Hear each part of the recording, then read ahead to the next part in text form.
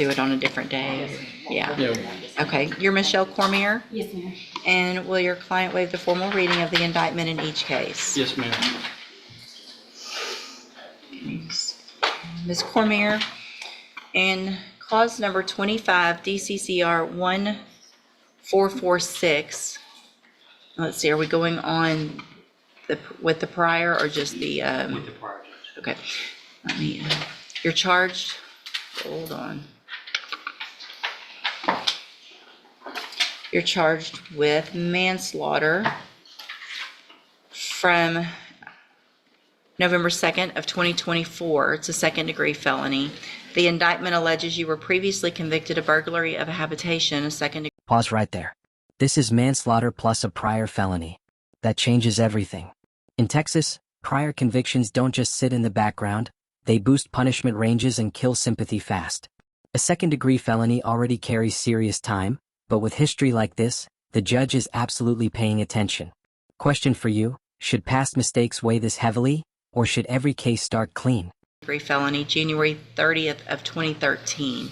And how do you plead to that charge? And are you pleading guilty freely and voluntarily, Yes, ma'am. and because you did what they've charged you with? And is that prior conviction true? Yes, ma'am.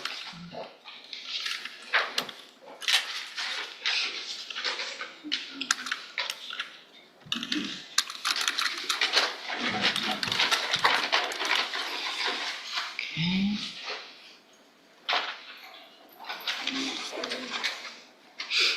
Sorry, it takes me a minute to get it pulled up. In cause number 25, DCCR 1447,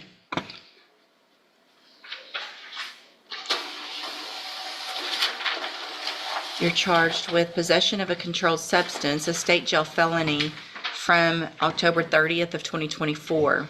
The indictment alleges you were previously convicted of possession of a controlled substance, a state jail felony, January 30th of 2013, in three different cases on that date. And what that means in that case is that would be enhanced to a third degree. This is what enhancement really means. The same crime, but heavier consequences because of repeat behavior. It's the system saying, you didn't learn the first time. One word on paper, enhanced, can mean years added behind bars. That's legal math that changes lives. Felony, do you understand? Yes, ma'am. And how do you plead to that charge? Guilty. And are you pleading guilty freely and voluntarily? Yes, ma'am. And are you pleading guilty because you did what they charged you with? Yes, ma'am. And are those prior offenses true? Yes, ma'am. In each of those cases, I have here on the tablet some documents that have your signature on them that the state has marked as exhibit number 1. Before you sign these, did you go over them with Mr. Radford? Yes, ma'am. Do you fully understand them? Yes, ma'am. And so there's no agreement, correct, in either of the cases. So I want to make sure you understand that you have an absolute right to have a jury come in and determine two things. The first is to determine if you're guilty or not. And then if they find you guilty in the case, you could leave your punishment up to that jury.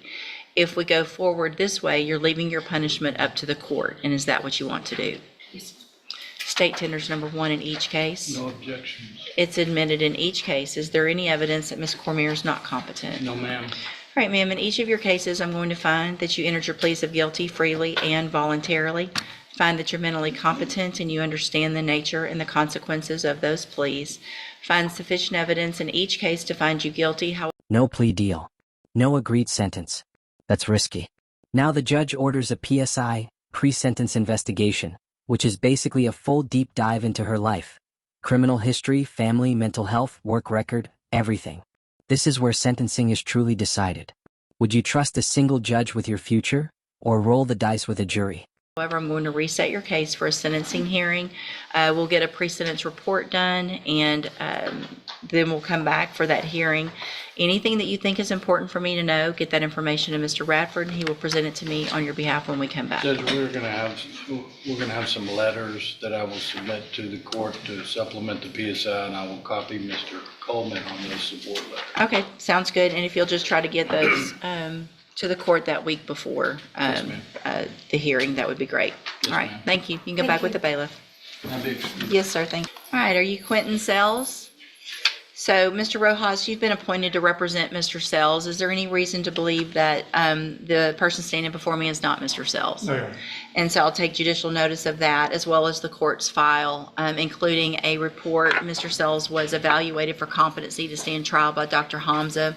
I have received that report dated November 14th of 2025. The finding is that Mr. Sells is not competent to stand trial at this time. Is there any other evidence with regard to competency? No, Your Honor. Not from the state, Your Honor. Then at this time, based on that evaluation, I am going to find that Mr. Sells is not competent to stand trial. I'm going to order inpatient treatment at the appropriate facility for a period of not to exceed 100. This is a rare but powerful moment. When a defendant is ruled not competent, the case stops cold. No trial, no plea, no punishment, yet.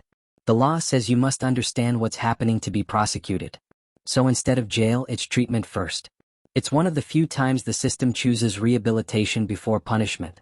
20 days from the date he gets to that facility, and then we'll await a report from that facility. He can go back with the bailiff. No, go on. I'm not trying to get. We're gonna get you, Lord, prayer. yeah, we're gonna get you some help, and then you can come back and take care of your case, okay? Go back with the bailiff, okay? Baby, for what? Right there, go back, go to the back, okay? Go to the, go.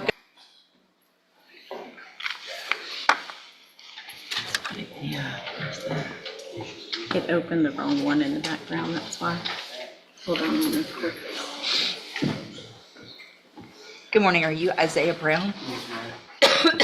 Will your client waive the formal reading of the indictment? Mr. Hoffpower, this is yours on Isaiah Brown.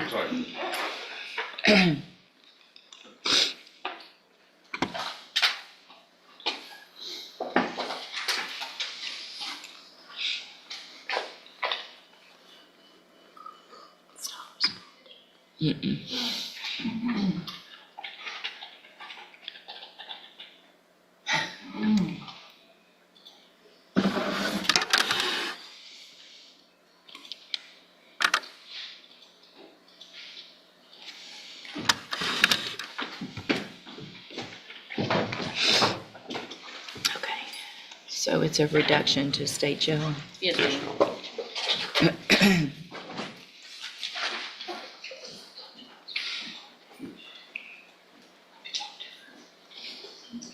Okay, Mr. Brown, in cause number 25 DCCR 0356, the state has elected to proceed on the lesser offense of a state jail felony, abandoning or endangering a child with intent to return from February 9th of 2025. And how do you plead to that charge? Speak up. Are you pleading guilty freely and voluntarily? And are you pleading guilty because you did what they charged you with? I have here on the tablet some documents that have your signature on them that the state has marked as exhibit number 1. Before you signed these, did you go over them with Ms. Holmes? Do you fully understand them? Answer out loud. Yes, ma'am. And do you understand, if I follow the agreement that you've made with the district attorney, that you will be waiving or giving up any right to appeal? Yes, ma'am. And it looks like the agreement that you've reached is for a 3-year. This is a massive break. Deferred probation means no conviction on your record if you succeed. Mess up once, though, and the original charge comes roaring back. It's freedom, balanced on a tightrope. Would you take strict supervision to avoid prison, or is the pressure too much? Deferred probation, there would be a $300 fine, and you would be required to follow all of the rules and conditions of probation. Is that your understanding? Do you also understand, if you're not a U.S. citizen, that a plea of guilty or no contest may result in your deportation, exclusion from admission to the country, or denial of naturalization under federal law? State tenders number 1. No objection. It's admitted. Is there any evidence that Mr. Brown is not competent? No, Your Honor. All right, sir, I'm going to find that you entered your plea of guilty freely and voluntarily. Find that you're mentally competent and you understand the nature and the consequences of your plea.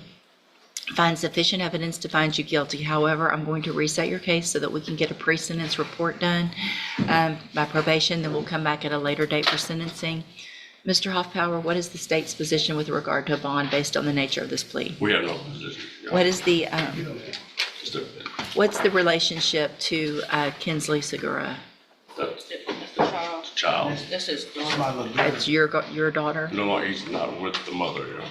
I'm sorry? Devin. custody. I'm not sure if you, what kind of. Do you have any kind of, No, she blocked me when she had my baby, so I'm not on the birth certificate, I'm not on none of it. so until anything happens legally with that, you cannot have any contact with your child, you understand? Yes. Okay, so what I'm going to do, based on the nature of this plea agreement, between now and sentencing, is reduce your bond in your case to $1,000. If you make that bond, it's very important that the first thing you do is go to the probation department so they can start that pre-sentence report, okay? Also, a condition of that bond is that you have no contact with Kinsley Segura, okay? Yes, ma'am. And then we'll see you back at sentencing. All right, you can go back with the bailiff. Will your client waive the formal reading of the indictment? Mr. Broussard, in cause number 25, DCCR 1442, you're charged with the second-degree felony offense of aggravated assault with a deadly weapon from July 27th of 2025. And how do you plead to that charge? Guilty. Are you pleading guilty freely and voluntarily? Yes, ma'am. And are you pleading guilty because you did what they've charged you with? Yes. I have here on the tablet some documents that have your signature on them that the state's marked as exhibit number 1. Before you signed these, did you go over them with Ms. Holmes? Yes, ma'am. Do you fully understand them? Yes, ma'am. And do you understand, if I follow the agreement that you've made with the district attorney, that you'll be waiving or giving up any right to appeal? Yes, ma'am. And it looks like the agreement that you've reached is for a 5-year deferred probation. There would be a $500 fine. You would be required to follow all of the rules and conditions of probation. Is that your understanding? Yes, ma'am. Do you also understand, if you're not a U.S. citizen, that a plea of guilty or no contest may result in your deportation, exclusion from admission to the country, or denial of naturalization under federal law? Yes. State tenders number 1. No objection. We've got, it's admitted. I know, back up. Sorry. Is there any evidence that Mr. Broussard is not competent? No, Your Honor. You need one? Thank you. All right, Mr. Broussard, I'm going to find that you entered your plea of guilty freely and voluntarily. Find that you're mentally competent and you understand the nature and the consequences of your plea. Find sufficient evidence to find you guilty. However, I'm going to reset your case so that the probation department can do a pre-sentence report. That'll give me more information about you and your case, and then we'll come back later for sentencing. Mr. Nichols, what is the state's position with regard to bond reduction based on the nature of that plea agreement? Your Honor, he has a prior successfully completed probation for deadly conduct. The situation involves an in-home argument with his adult sister where he shoved her and brandished a machete. My concern would be if he was released, where would he be awaiting sentencing? Mr. Broussard, when you are released, whether it's on a bond or when you get this probation, where will you be living? 4948 Lawndale. And who lives there? My mother. Who else? There's 2 other couples. There's Lindsay's daughter, my niece, and her boyfriend, and another couple. Okay, where does Lindsay live? Lindsay lives at the lake, Toledo Bend. So you understand that you're not going to be able to have contact with Lindsay? Yes, ma'am. So if there's some family get-together at the house where you're living, you're going to have to leave if she comes Judge, over? I do have that address as her address in my file. I'm not saying she doesn't live at the lake or whatever. Okay. And I'll let the court know she called yesterday, spoke with my investigator, wanted to drop charges. But because of the evidence in this case, I think I can prove it regardless. That's why we reached an agreement this morning. Okay, so what I'm going to do, Mr. Broussard, based on the nature of your plea agreement, is reduce your bond pending sentencing to $1,000. If you make that bond, there's some very important conditions. First, the very first thing you do when you're released is go to the probation department so they can get that pre-sentence report done. If you don't do that, you run the risk of me not accepting the plea agreement. The second thing is that you're to have no contact or communication with Lindsay Gaspard. So if she is living there, you're going to have to find another place to live. You're going to have to figure that out, okay? If I find out that you're having any contact or communication, or she contacts the DA. And this is the final warning shot. Even after a deal, the judge still holds the real power. One phone call, one violation, one contact with the victim, and the agreement can vanish. Courtroom deals aren't promises, they're conditional survival contracts. Office and lets them know that, then you run the risk of me not accepting the plea agreement. All right? Okay, you can go back with the bailiff. Thank you, Your Honor. Thank you. Yes, Or- Judge, if we may, with the court's permission, this is basically a misdemeanor offense, but due to the nature of it, it's TDC. Good morning. Are you Adrian Banks? Yes, ma'am, I am. And Mr. Rojas, will your client waive the formal reading of the indictment? He will, Your Honor. Mr. Banks, in cause number 25 DCCR 1432, you're charged with a third-degree felony offense of harassment of a public servant in count 1 of that indictment, and that is from September 1st of 2025. And how do you plead to that charge? Guilty now. Are you pleading guilty freely and voluntarily? Yes, ma'am. And are you pleading guilty because you did what they charged you with? Yes, ma'am. I have here on the tablet some documents that have your signature on them that the state's marked as exhibit number 1. Before you signed these, did you go over them with Mr. Rojas? Yes, ma'am. Do you fully understand them? Yes, ma'am, I do. And do you understand, if I follow the agreement that you've made with the district attorney, that you will be waiving or giving up any right to appeal? Yes, ma'am. State tenders number 1. No objection. It's admitted. Is there any evidence that Mr. Banks is not competent? No, Your Honor. All right, sir, I'm going to find that you entered your plea of guilty freely and voluntarily, find that you're mentally competent and understand the nature and the consequences of your plea, find sufficient evidence to find you guilty, and at this time find you guilty of, in count 1, of harassment of a public servant, sentence you in accordance with your agreement. It was 2, right? To a term of 2 years in the institutional division of the Texas Department of Corrections. You will receive credit on that sentence for any time that you've been in custody that the law gives you the right to receive. I'm handing you the trial court certification that shows this was an agreement that I followed, and so you've waived your right to appeal. I'm also handed you a written admonishment regarding your ineligibility to possess a firearm or ammunition. Because of the judgment entered against you, you're ineligible under Texas law to possess a firearm or ammunition. Possession of a firearm or ammunition could lead to charges against you.